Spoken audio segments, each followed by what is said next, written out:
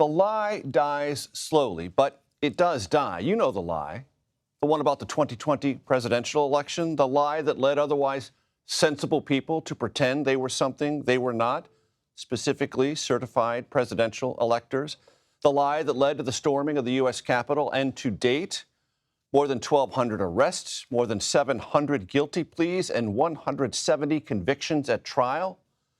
That lie is dying, wilting, if you will, under the pressure of slow, persistent legal scrutiny. Guilty pleas have already been filed in Georgia. Today, charges were filed against 6 Nevada Republicans who posed as fake electors. Also today, a milestone in Wisconsin. 10 Republicans admitted that Joe Biden won Wisconsin and the 2020 election. That matters because these 10 Republicans filed phony paperwork to masquerade as the state's certified electors. The 10 fake Republicans signed a document that said in part, quote, "We hereby withdraw the documents we executed on December 14th, 2020, and request that they be disregarded by the public and all entities to which they were submitted." The documents will be disregarded. The actions will not be forgotten. As part of this civil settlement, these 10 Republicans promised not to serve as electors in the 2024 election or in any election where Trump is a candidate. This is the first time fraudulent pro-Trump electors have withdrawn their false paperwork and sworn not to do such a thing again. The lie colliding with stubborn facts. So will all this come up at tonight's 4th Republican presidential debate, where Trump again will be a no-show? I mean, after all, the party's convention next summer will be in Milwaukee, and Wisconsin Republicans just admitted in public they were dead wrong about the 2020 election. To find out, we will turn now to CBS News chief election and campaign correspondent Robert Costa, who joins us from Tuscaloosa, Alabama, with a preview. Robert, what can we expect tonight? Major, it's great to be with you. Only wish you were here with me in Tuscaloosa. This is a showdown in the Deep South for those Trump rivals who are looking to gain traction in this final lap of the Republican presidential race. High-stakes evening. Can they start to really make a contrast with former President Donald Trump, the front-runner in the race? And will they tackle some of the trickier questions, not just about politics, but about American democracy, especially after Trump made those comments in a town hall last night about how he could be a dictator, at least on day one, should he win another term?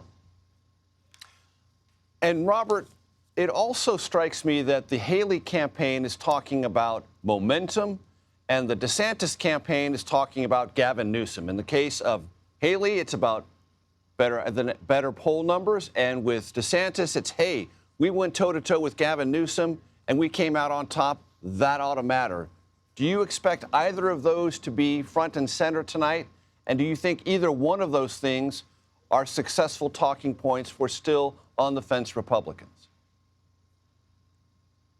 Haley and DeSantis both have a similar audience tonight. Yes, they're speaking to Republican voters nationwide, but really they're talking to major Republican donors, those donors on Wall Street who are still figuring out where they're going to put their cash in this final dash of the Republican race. Will it be Haley or will it be DeSantis as the standard bearer for that non-Trump wing of the Republican Party? They're competing for that support, those dollars in this final stretch.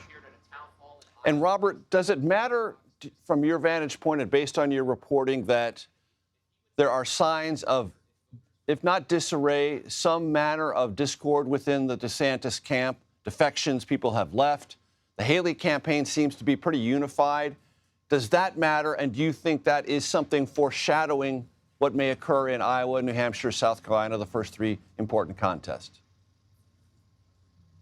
It matters to you, Major. It matters to me. We track the ins and outs of the presidential contest every day. And we care about, as reporters, because it matters in terms of understanding the depth of the campaign, who's running the super PAC and who's not running the super PAC.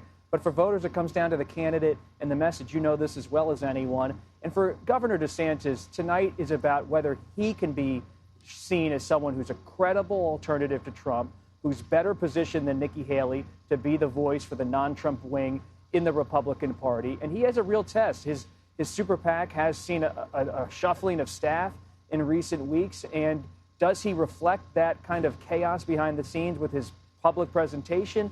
or not. If he's strong tonight, if he's seen as credible and coherent to Republican voters and Republican donors, all of that super PAC noise won't really be an issue because the candidate will be front and center. But if he seems unsteady, and that is coupled with the unsteadiness that's widely perceived when it comes to his super PAC, that could lead to a perception problem for the DeSantis campaign. And Robert, let's talk about what is likely to be a theme during this evening's debate, how establishment, quote unquote, Nikki Haley is or isn't. Is her campaign, based on your interactions with them, prepared for that? Does it have an argument to beat back the idea that she's sort of the pick of a dying or weakened establishment Republican Party? I've spoken to Haley's allies at length about this issue, about how her opponents are going to try to cast her as a figure of the Republican establishment. But she, on the campaign trail and on the debate stage, often pushes back against that criticism by citing her own rise in politics. Think about how she became governor of South Carolina in 2010. She was part of that Tea Party wave, reelected in 2014, ultimately joined the Trump administration, served until 2018. So she's trying to straddle that political line between being an outsider and an insider. And Robert, you referred to this at the top. Former President Trump in a town hall with Sean Hannity last night on Fox said he would be a dictator, but only on day one. Is that in any way affecting the way people are thinking or talking about the debate? Do they categorize that based on your conversations there in Tuscaloosa as, oh, Trump just being slightly comic or irreverent? Or do they fear that is something that is not only a warning, but possibly politically injurious if he becomes the nominee? Some Republicans today, like Senator Mitt Romney of Utah, a Trump critic, have dismissed the comments as Trump essentially trying to appeal to the political base inside the Republican Party. At the same time, many Democrats, including the Biden White House, they've said that these comments by Trump, they represent an ominous threat to American democracy, even raising the idea of being a sort of dictator with sweeping executive power on day one could be a problem for the American democratic system. What I'm watching tonight as a reporter is how do Republican rivals get into this, if at all?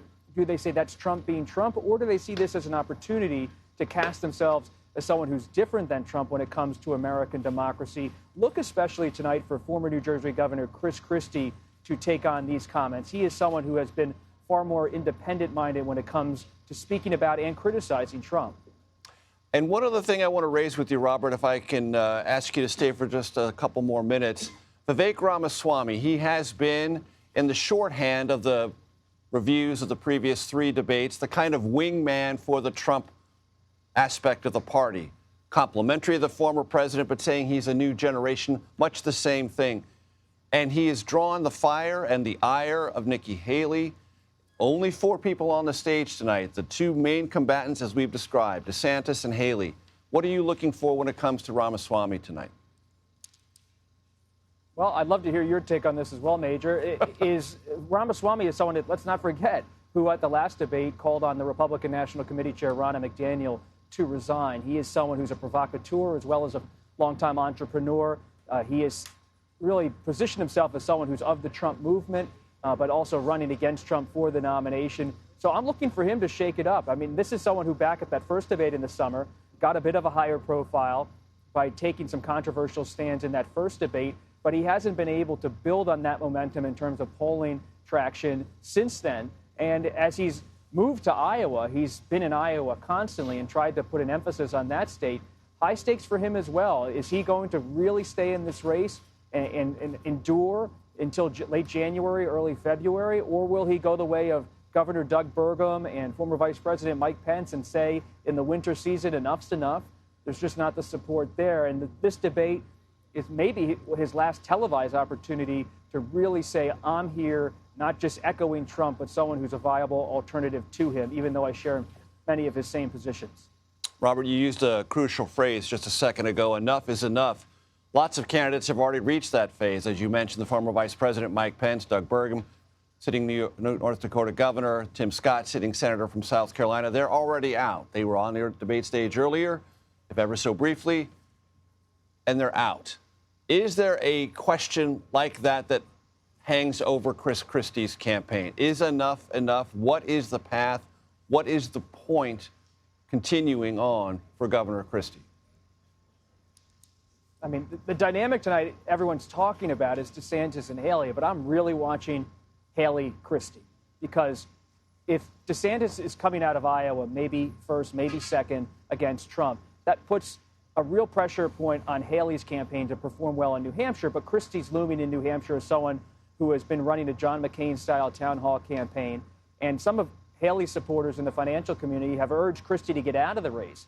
So does Haley do that tonight? Does she say, Chris, enough's enough, you should get out of the race and throw your support behind me? And how does Christie handle this? Does he take on Haley as someone who's too quiet when it comes to criticizing Trump, and someone who's just not willing to go as far as he is? This is something that could test Haley's ability to define herself as someone who can be both a supporter of the Trump agenda, but also not someone who thinks Trump's electable. Can Christie be someone who gets a little bit of energy tonight by saying, I'm the one to New Hampshire voters who really represents you and that maverick streak inside the Republican Party?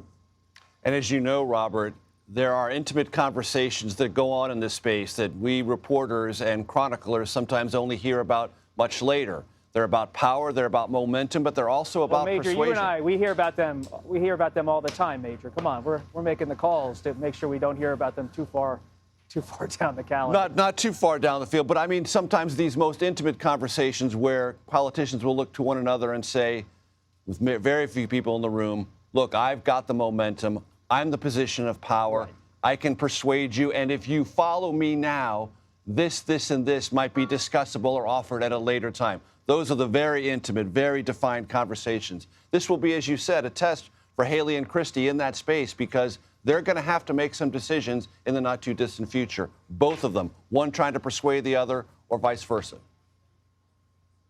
And look, I've covered Christie since he ran for governor in 2009. I followed him throughout that whole campaign when he ran for re-election, got 60% of the vote in 2013. If I've learned one thing covering Christie for over a decade, is that no one tells Chris Christie what to do.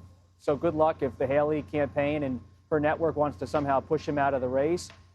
Christie is someone who believes he is a truth teller, and so he's not running a campaign just to kind of beat Trump. He's not calculating it that way. He's on more of a mission. He's almost a movement candidate, though it's an unusual movement. He's someone who has a complicated political history, of course, his allegiance to Trump for many years. But now running as a truth teller, it's hard to push someone who thinks of themselves as someone who's outside of the others running. It's hard to push them out of the race when they believe they have this cause, not just a political calculus. Robert Costa for us in Tuscaloosa, Alabama. I guarantee you, ladies and gentlemen of Tuscaloosa, I will get that right before we conclude in this hour-long presentation.